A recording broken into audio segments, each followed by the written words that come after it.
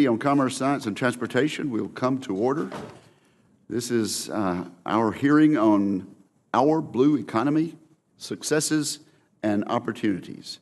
I'm glad to be here today with my colleague and friend, Ranking Member Cantwell, to discuss the topic of the blue economy. This is an issue that is vitally important to her state and my state and to the rest of the United States. I'm particularly pleased to have this panel of witnesses today, including my dear friend of a number of decades, Governor Phil Bryant of Mississippi.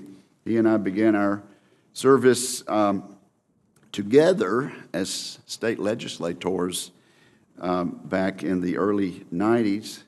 He has served as state auditor since then, lieutenant governor, and is now in his 8th year as governor of Mississippi. So, Phil, we are delighted to have you here, and thank you for your public service.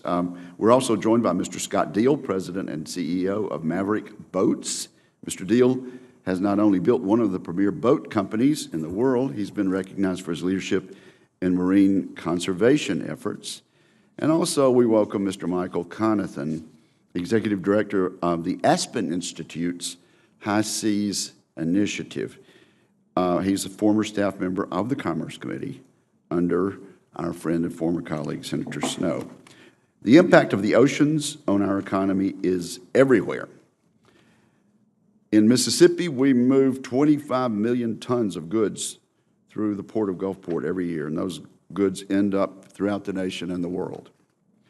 A hurricane that hits the Gulf Coast can have a crippling effect on energy prices, delayed freight, and economic damage throughout the country. I recently spent 2 nights in Seattle, the home state of my colleague and ranking member, and it was wonderful and impressive to look out over the Puget Sound and see all of that commerce moving through there, and it just continues to grow.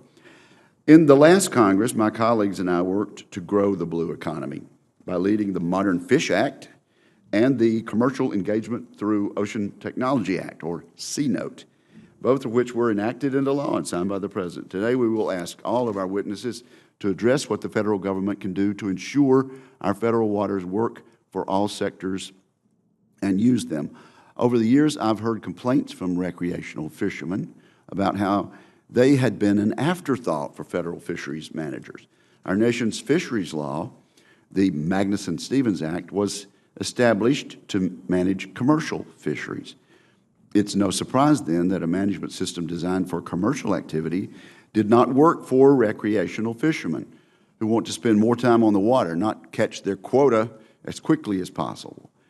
The Modern Fish Act requires the National Oceanic and Atmospheric Administration to be more responsive to the needs of our recreational fisheries. It allows for the use of additional management tools like extraction rates, fishing mortality rates, and harvest control rules. We'll certainly be providing oversight to the administration as they develop the ways to implement the Modern Fish Act. I hope Mr. Deal will address the Modern Fish Act and other issues important to recreational fishermen in his testimony and responses to questions. In addition, our oceans are woefully under-observed. That's why I've advocated for the strategic use of unmanned maritime systems. These systems are a cost-effective way to bring about a dramatic increase in the number of ocean observations NOAA obtains. Unmanned maritime systems serve a valuable role when the mission is too dangerous, dull, or dirty for human crews. For example, knowing the water temperature below the surface is critical for predicting how quickly a hurricane will intensify. Getting these measurements is a job for unmanned systems.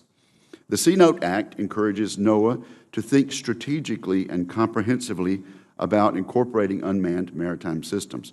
I hope Governor Bryant and our other witnesses will address how we can harness marine technology, particularly when it comes to oceans, observations, and data collection. Observations are also critically important for our nation's increasingly busy ports, where aging infrastructure and frequent changes in wind, tide level, and current make navigation a tricky business. I'd like to hear from our witnesses about what the federal government can do to provide ports with real-time information on weather and tides and to support the efficient movement of freight. And we had some big successes last Congress, and I can assure you this is a topic that is vitally interesting to this chairman and this ranking member.